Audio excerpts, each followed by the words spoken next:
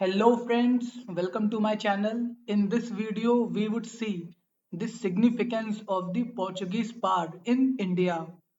This section of the chapter is basically about the contributions made by the Portuguese part in India.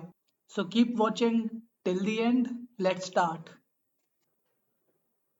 तो कई historians का मानना है कि पोर्चुगीज के आने से इंडिया में यूरोपियन एरा स्टार्ट हुआ। पोर्चुगीज पहली ऐसी फॉरेन पावर थी जो इंडिया सी रूट से आई थी और इस मकसद से आई थी कि यहाँ के स्पाइस ट्रेड को कंट्रोल करना है, उस पर मोनोपोली इस्टेब्लिश करनी है। इसके लिए उनको जो बन पड़ेगा वो करेंगे और खुद के बनाए हुए रूल्स को ही फॉलो करेंगे। फिर पोर्चुगीज ने कई हथकंडे अपनाए। पोर्चुगीज ने हार्ड पावर का यूज किया। पोर्चुगीज ने गन बोट डिप्लोमेसी का यूज किया।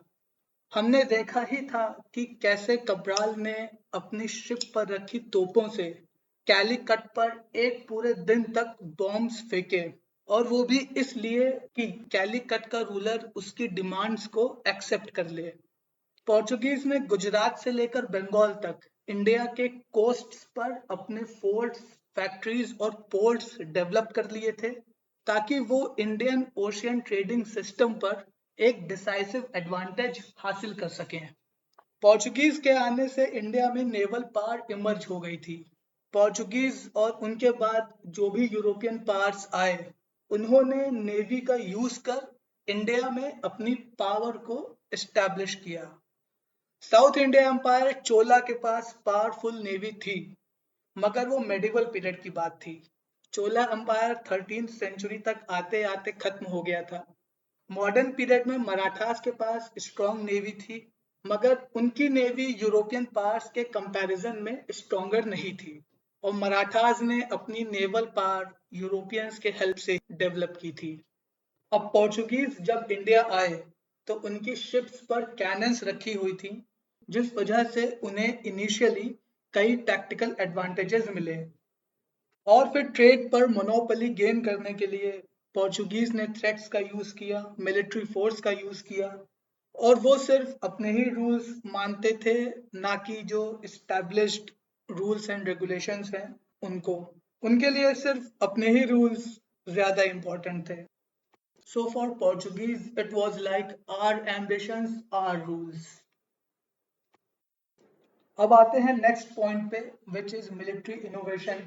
Portuguese were experts in military innovation, and we can understand this from the following points. First point is the improvised body armor. Portuguese ने soldiers के body armours को improvise किया, उसमें improvements लाए, जिस वजह से बॉडी आर्मर का वेट कम हुआ और साथ साथ जो उस बॉडी आर्मर की इफेक्टिव सेफ्टी प्रोवाइड करने की कैपेबिलिटी है वो भी रिड्यूस नहीं हुई। तो ये पोर्चुगीज का एक नोटेबल मिलिट्री इनोवेशन था। फिर नेक्स्ट पॉइंट है matchlock guns. Matchlock guns were a significant improvement over traditional guns. ये मैचलॉक गन्स की पिक है, आप देख सकते हैं यहाँ पे एक फ्लेमेबल कॉर्ड है।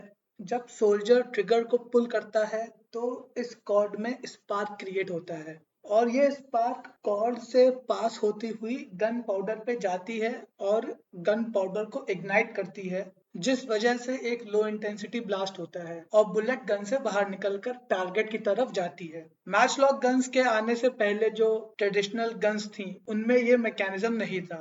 उनमें सोल्जर्स को गन पाउडर को डायरेक्टली इग्नाइट करना पड़ता था, जिस कारण सोल्जर्स के इंजर होने के ज्यादा चांसेस थे और कई बार निशाना भी चूक जाता था। So matchlock guns were a significant improvement. Now coming to the next point, which is artillery of the stirrup. Artillery of the stirrup is nothing but the Mughal light artillery.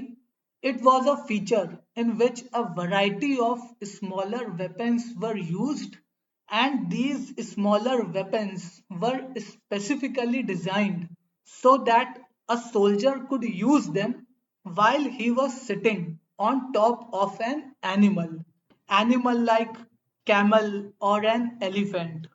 So a soldier could use these weapons while he was sitting on top of the animal or he was placed on top of the animal. So this innovation allowed for greater mobility and versatility in combat.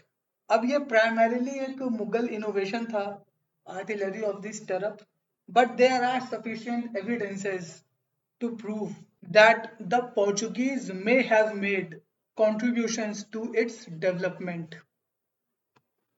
The next important military contribution made was the system of onshore drilling of infantry. Now, this practice played a crucial role in enhancing the military discipline and effectiveness of the soldiers. This technique was later adopted by other European powers in India as well as Indian forces, including the Sikhs and the Marathas. Next point is multi-decked ships. Now we all know that the Portuguese were experts in improving maritime techniques. They had introduced multi-decked ships which has more than one sails. Now these ships had the capability to carry heavier cargo and they could sail for longer duration. So by introducing these ships, the Portuguese significantly improved their maritime power. You can see in this pic, this is a multi-decked ship. It has more number of sails compared to this ship. So you can see that there are 3 or 4 decks on this ship. So this is a multi-decked ship. Another of their impressive innovation was the use of castled prow and stern. Now prow is the front part of the ship, whereas stern is the rear part of the ship. You can see from the image, this is prow and this is stern. Now castled prow and stern meant that the front and rear parts of the ships were strengthened or fortified just like the castle. So this provided enhanced attacking and defense capabilities. So from these points, we can see that the Portuguese made some significant military innovation so as to dominate over their Indian counterparts and other foreign forces.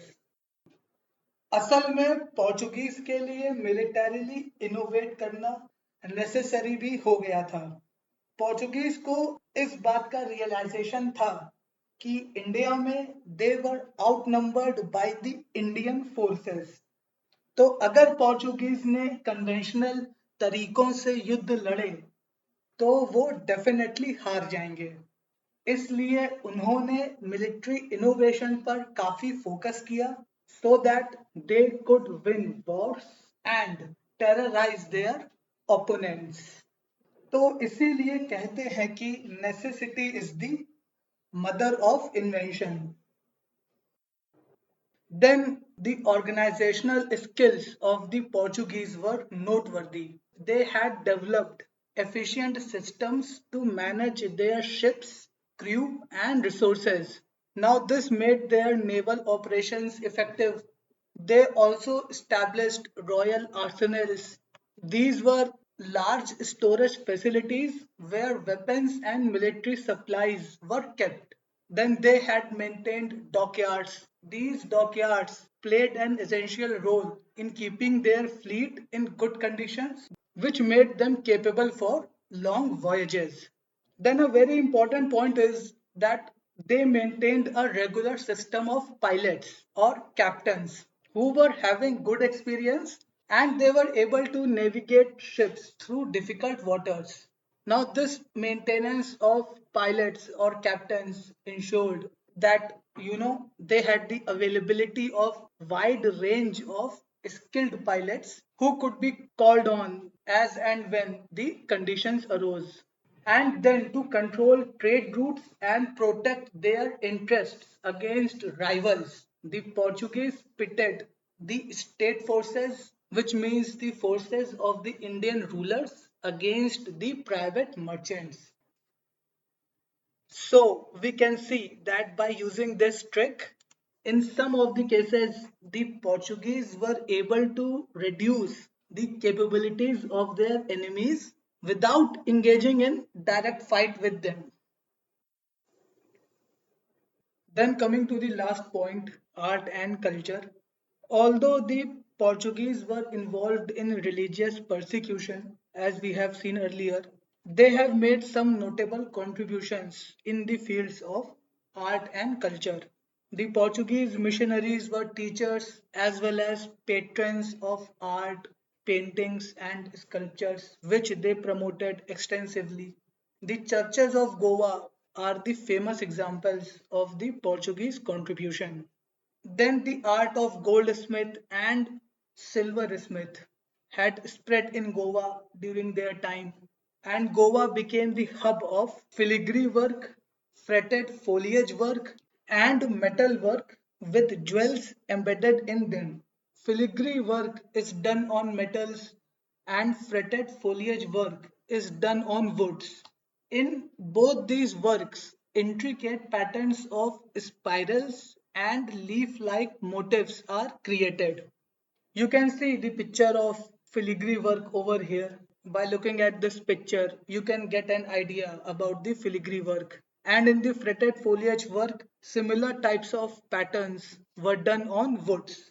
Then the churches, which the Portuguese constructed, had plenty of woodwork and artwork in interior. And sometimes ceilings were also painted. But the churches constructed by the Portuguese are generally simple in their architectural plans. So this is a pic of a church constructed by the Portuguese in Goa.